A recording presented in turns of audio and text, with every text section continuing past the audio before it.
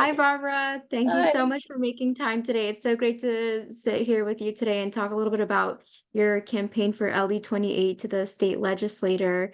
And just to introduce you to everybody, would you mind giving an introduction of yourself and what got you interested in running for office? Sure. And thank you for asking me to do this. I appreciate it. Um, I am a native of Arizona. I have lived in the valley in Northwest Phoenix for a very long time.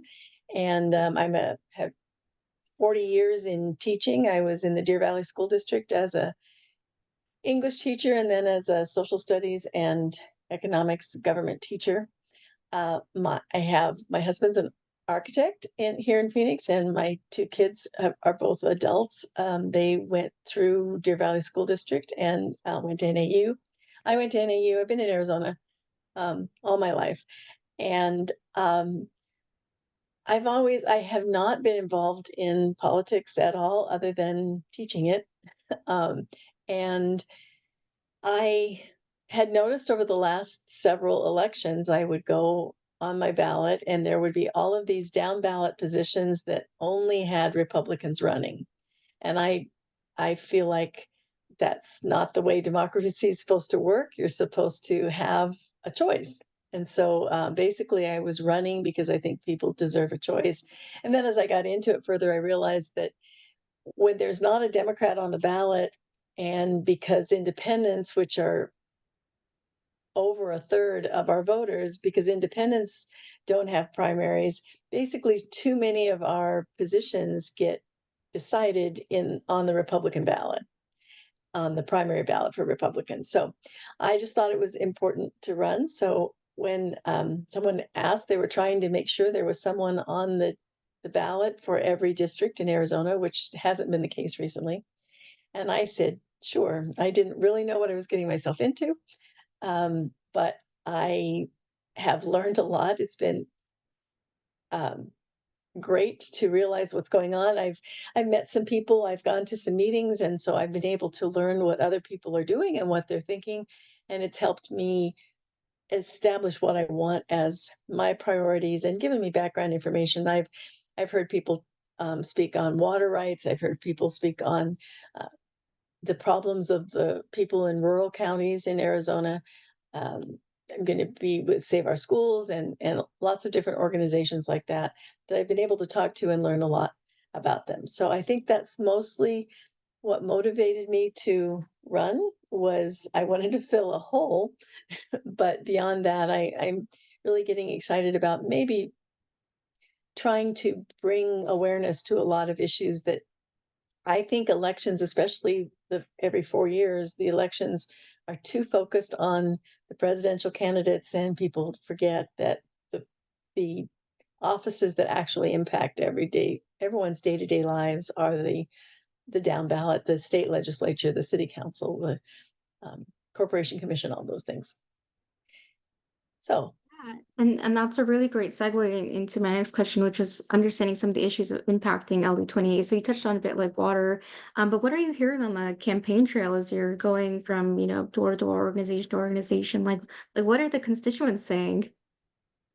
um, I'm hearing a lot of some of it is about those issues. I hear a lot of, because I'm an ex-teacher, I end up talking to people about schools. So school vouchers is an issue that people don't like, that the money is unregulated and all of that. But um, actually, in random people that I don't talk to, not at meetings, like out getting signatures and things, I get a sense that there are a lot of people who are not happy with what Republicans have done with Arizona, and they're looking for an alternative. And a lot of people wish me luck and thank me for running, because I think there's a sense out there among independents and Democrats and a lot of Republicans that we need to change things, not just at the national level, but Arizona has been in the grip of Republicans for too long, whose only agenda is to support a national figure, it seems like. So, um, so I don't know. Yeah, yeah, no, I think that covers it well. It definitely has become a lot more complex in, Excuse even me. just the last like 10 years of politics. So, segueing into that, what do you hope to accomplish in the first 100 days of office or even the first session of office? Um, well, because I've only looked at the government academically from the outside, I figure would take a fair amount of time to get on my feet and figure out what it is exactly I can do. It has been there's an organization of I'm running clean elections, and there's an organization of candidates who are running for state offices who are also doing clean elections, and they're some of the ones who are having these. It's a cohort session where we listen to these speakers, and so I am very impressed at what they're doing. So I have a leg up on that as once I get in there, I have people that I know that, hopefully they're in there and, that we can work together, but m mainly, I I believe government works better if we're not fragmented and divided, that I believe in common sense. I'm pretty good at listening to other people and seeing the middle ground, seeing, um, where they're coming from and come up with an alternate idea that but I think we live in a society that there's a lot of people who don't wanna do that. They don't wanna talk to each other, and so I hope I can get to be able to talk to people. I said once before, I taught at Sandra Day O'Connor High School, and I met Justice O'Connor a couple of times, and one of my favorite stories about her was that when she was in the legislature, because she was in the legislature before she was a justice, um, when they would get into a really sticky place in the legislature, they would adjourn, and then she'd invite everybody over to her house for margaritas, and they'd sit around and talk about things, and that broke the ice enough to where then they could go back to the legislature and maybe make some movement on whatever it was they were discussing. And I think that's the kind of impact I'd like to have. I don't have a house like she had, but just get people to talk to each other, listen to people, find out what the majority of people want to do, both in the legislature and in my constituency. That's great. Maybe margaritas is the answer to bipartisanship these days. Yeah, Maybe that's what's missing. So and I make that's a a pretty good one, story. so That's awesome. Well, just to close up a bit here, can you talk about, the latest from your campaign? Like what's going on with the campaign? How can people support your run for office?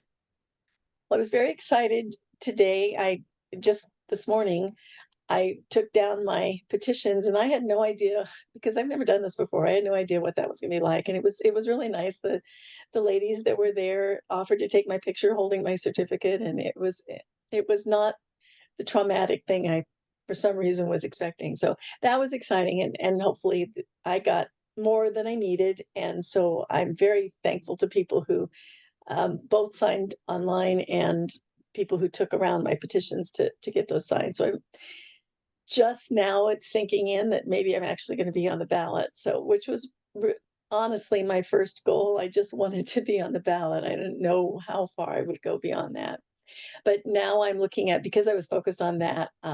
I am, like I said, I'm running clean elections, and so I need to get the $5 donations so that I can qualify for that. So that's going to be my focus in the next few weeks is getting those donations. Awesome. And we'll make sure that folks have a link to that donation link just so they can get involved. But Barbara, thanks so much for stepping up for the community and being willing to be a voice for so many people.